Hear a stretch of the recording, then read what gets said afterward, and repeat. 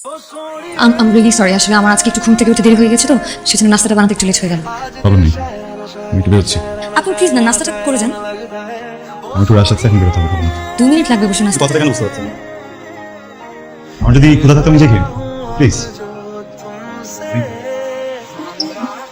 Sorry তোরে বেশি বোঝেন বুঝি নাই এটা নাস্তা ছিল। এটাও না ওই পোলাও গরু মাংস এগুলো পছন্দ না।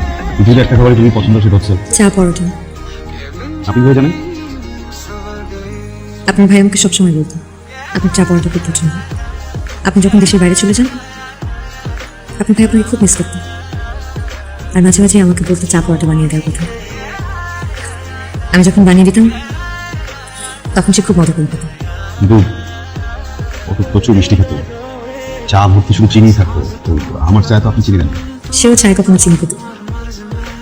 একটা কথা কি জানেন, পৃথিবীতে সমস্ত টুনিমরা হয়তো দেখতে একরকম হয় কিন্তু তাদের স্বভাব চরিত্র একদমই আলাদা থাকে।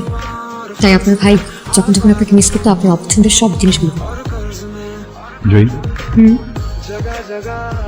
আপনার জন্য সবসময় কঠিন হয়ে যাচ্ছে, তাই না? কেন? আমাকে দেখতে ওর কথা মনে পড়ে। তুমি আর ওই মেয়েটা একই সাথে থাকো? কোন মেয়েটা? তোমার এক্স ভাবি প্রেজেন্ট ওয়াইফ?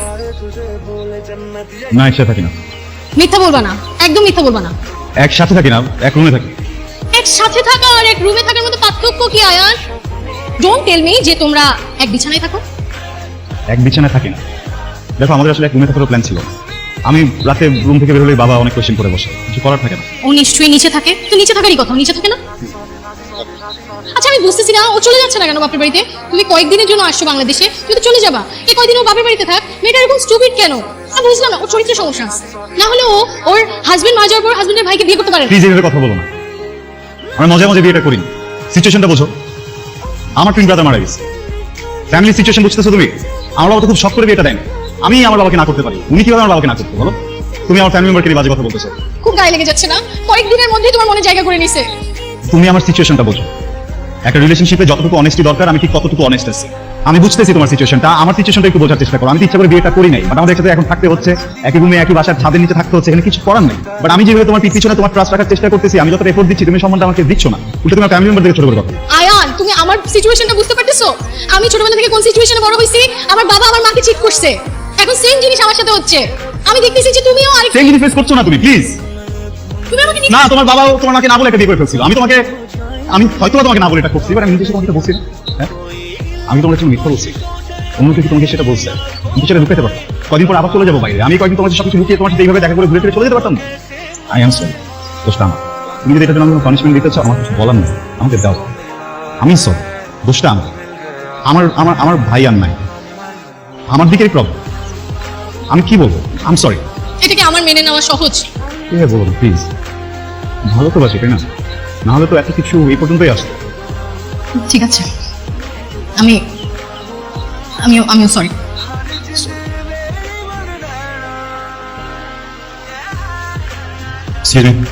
জয়, আমি প্রত্যেক দিন কেন এখানে অপেক্ষা করেন বলেন তো?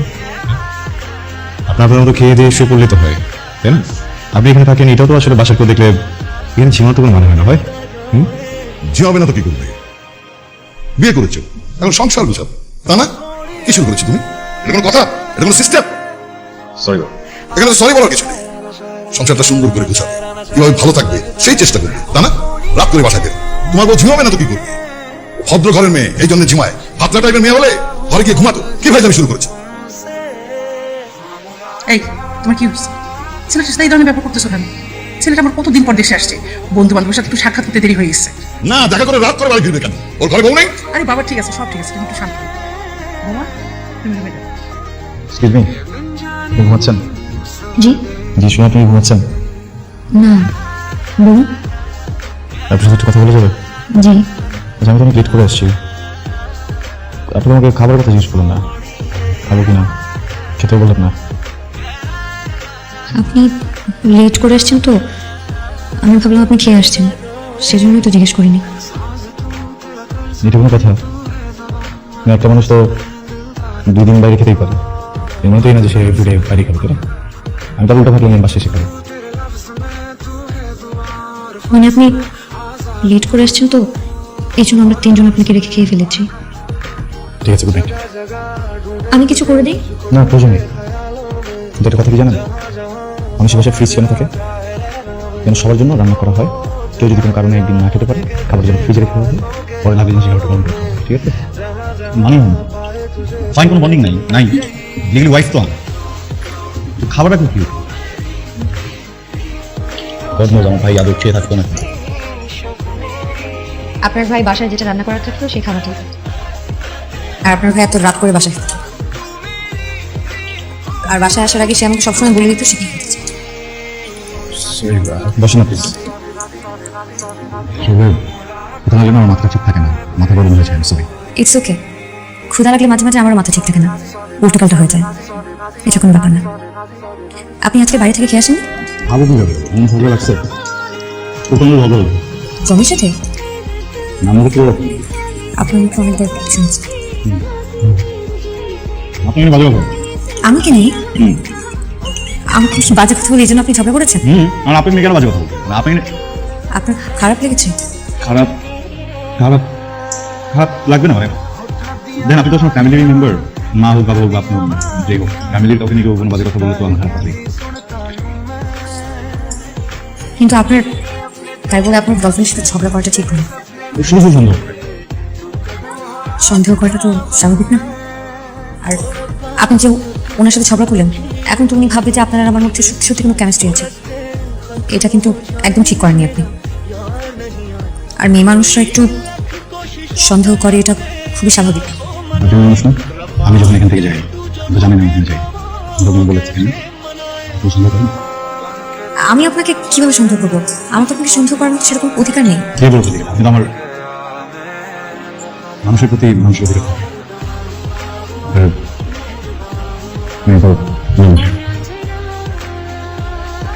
Thank you. বেস্ট ডিনার এবার। তুমি কি কিছু ভেবেছো? অনেকদিন তো বিদেশে থেকেছো, এবার তো সংসার হচ্ছে, দেশে একটা কিছু করার প্ল্যান করো। আর কালকের জন্য আমি সরি, কিন্তু সব জানো মেয়েটার উপর দিয়ে কি কি গেছে। এই জন্য তোমার কাছে আমার রিকোয়েস্ট, মেয়েটাকে একটু সময় দাও। দেখ, সময় কিন্তু মাত্র 40 মিনিট আছে। 30 মিনিটের মধ্যে সবকিছু শেষ করতে হবে। কিভাবে কি করবি তাড়াতাড়ি? অনেক সময় করতে হবে। আগে তো আমি শুধু আর 2-3 জন লোকে আসতো। তুই এখন বসে আছিস কেন? নিয়ে আয়। আপনি তো টাইম শুধু 20 মিনিটের মধ্যে করতে গেছি।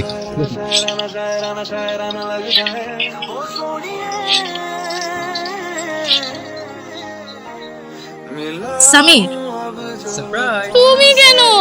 আমি তোমাকে সারপ্রাইজ দিতে চাইছিলাম, তুমি উল্টা আমাকে সারপ্রাইজ দিয়ে দিলা। আর তুমি যে আমাকে নিয়ে এত প্ল্যান করছো এটাই আমি অনেক সারপ্রাইজ। এটা নাও, অনেক খুশি আমি। আজকে তো তোমার বার্থডে ছিল, আমি সারপ্রাইজ প্ল্যান করেছিলাম। তারপর আজকে তোমার বার্থডে। আরে বার্থডে আমার অনেক আসবে, সারপ্রাইজ অনেক দিতে পারবা। একটা সমস্যা হয়ে গেছে। কি সমস্যা? সমস্যা হচ্ছে যে তুমি আর আমি একটা রিলেশনশিপে গেছি, তাই না? কিন্তু এটা তো কেউ জানে না। অ্যাটলিস্ট তোমার আর আমার ফ্রেন্ডরা তো জানতে পারে। দেখো, আমি নজর জিনিসটা অনেক বিশ্বাস করি, তুমি জানো। আমি চাই না তোমার আমার সম্পর্কে কারো নজর লাগুক। তুমি দেখো, আমার বাবা আর মার কত সুন্দর একটা সম্পর্ক ছিল, কার না কার নজর লেগে এত সুন্দর সম্পর্কটা আজকে আলাদা হয়ে গেল। তোর বাপ মায়ের সাহায্যে কি নজর লাগার জন্য হয়েছিল, নাকি তোর বাপ তোমাকে চিট করছিল বলতো? আয়ান, তুমি এখানে? আমি এখানে এটা পরে বলবো, এটা জিজ্ঞেস করছি এটা উত্তর। এই কেউ কিভাবে কথা বলছিস? একটা মেয়ের সাথে কিভাবে কথা বলে জানোস না? বের হ এখান থেকে। আয়ান, আমি তো প্রিভিয়াস ভাব, আমি যখন করতেছিলাম তখন আমার বাচ্চার মতো করছি। শুকুর কর তো তোর বাচ্চার মতো মানুষ। যাই এখান থেকে। যা। আয়ান, ওর কোনো দোষ নাই। ওর দোষ নাই না? ওর কোনো দোষ নাই। তাহলে কার দোষ? খুব লেগে গেছে, ওর গায়ে টাচ হয়েছে, ও হার্ট হয়েছে, খুব লেগে গেছে। আমি যে হার্ট দিতে লাগেনি, এটা লাগতেছে না, দোষটা কার তাহলে?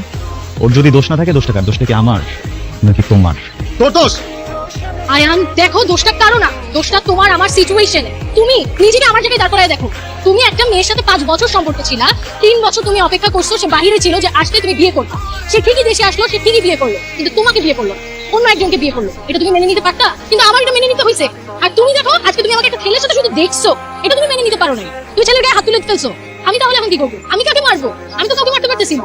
দেখো, বলা অনেক সহজ যে অপেক্ষা করবো অপেক্ষা করবো, কিন্তু করা এত সহজ না। পারছো অপেক্ষা করতে? কি হইলো আজকে? আজকে আমাদের সিচুয়েশন কি কোথায় নিয়ে এসে আমাদেরকে দাঁড় করাইছে? কিন্তু তোমাকে অপশন দিচ্ছিলাম না। তুমি যদি চাও তুমি আমাকে ছেড়ে চলে যেতে, তখন চলে যেতে। এটা তো করার দরকার ছিল না, তাই না? এখন যদি তুমি তোমার ওয়াইফকে ডিভোর্স দিয়েও আমার কাছে চলে আসো, আমি তারপরেও তোমার সাথে যাবো না, কারণ আমার সেই বিশ্বাসটা তোমার উপর থেকে চলে গেছে। এটা সম্ভব না, ইটস ওভার।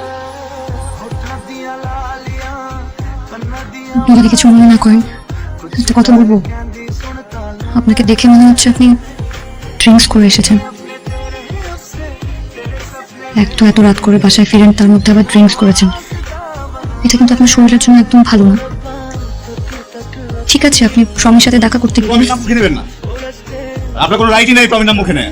আপনার মতো একটা মানুষের লাইফ ঠিক করতে যে আমার বাপ আমার ফাঁসাইছে, আমি এই জন্য আপনার বিয়ে করছি। প্রমি সবকিছুতে পাশে আরেকটা জায়গায় চলে গেছে, পুরো ফাকড আপ লাইফ আমার। Just because of you. এই মুখে জীবন প্রমিস নাম নেবেন না, বুঝতে পারছেন? হ্যাঁ,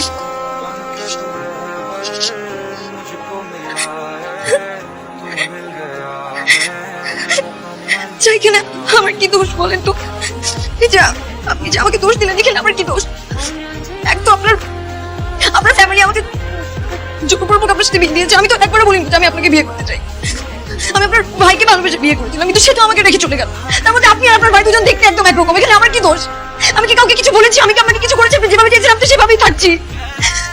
তারপরেও আমার দোষ, সবকিছুই আমার দোষ। আপনার ভাইয়ের সাথে আমি ঠিক মতো সংসার করতে পারলাম না, এখন যখন আমি একটা সংসার করতে যাচ্ছি সেখানেও সমস্যা। সবকিছুই আমার দোষ। ঠিক আছে, আমার সাথে না থাকা লাগবে না। আমি আমার মার বাড়িতে চলে যাচ্ছি। আমি কি আপনাকে ডিভোর্স লেটার পাঠিয়ে দিব? Listen, I am sorry. আমি এবার রিয়েক্ট করতে চাইনি। আই এম সরি, আসলে নিজে একটু ভ্রান্ত আর আজকে আমি একটু আপসেট। সরি, আর কতদিন কথা হবে? Please don't Cry, please. Hello, কোথায় আপনি? আচ্ছা, কেন? খাবেন না? আমি খাবো না, আপনারা খেয়ে নেন। যাচ্ছি। আপনি এখানে মা উল্টা আপনাকে খুঁজতে গেল।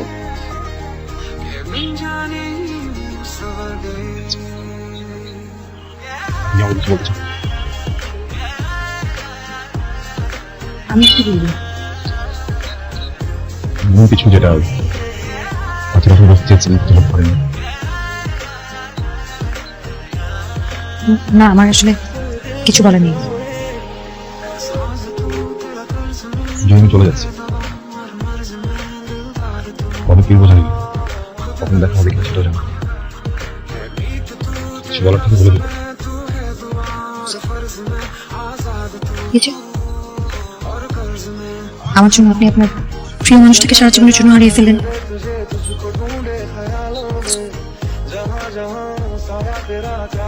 এটা বলে কি এটা?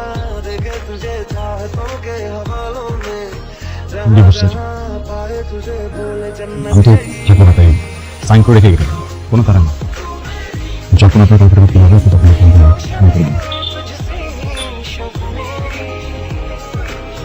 Ayaan, thank you. আপনার সাথে এই ছোট্ট সময়টা অনেক সুন্দর কেটেছে। You are a good friend.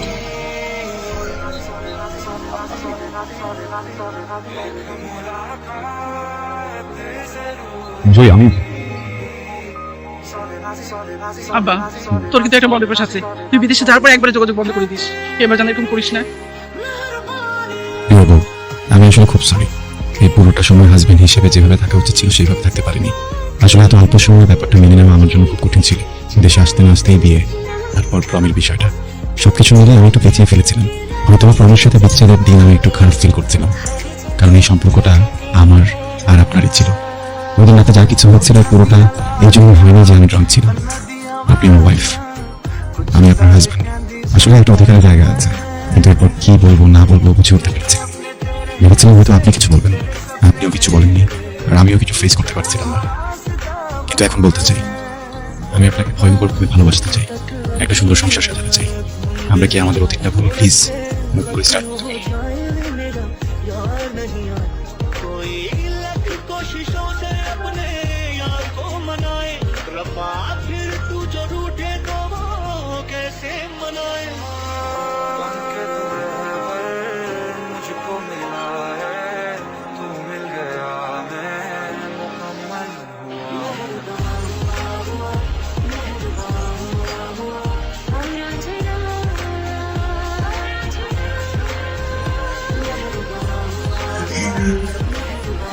Thank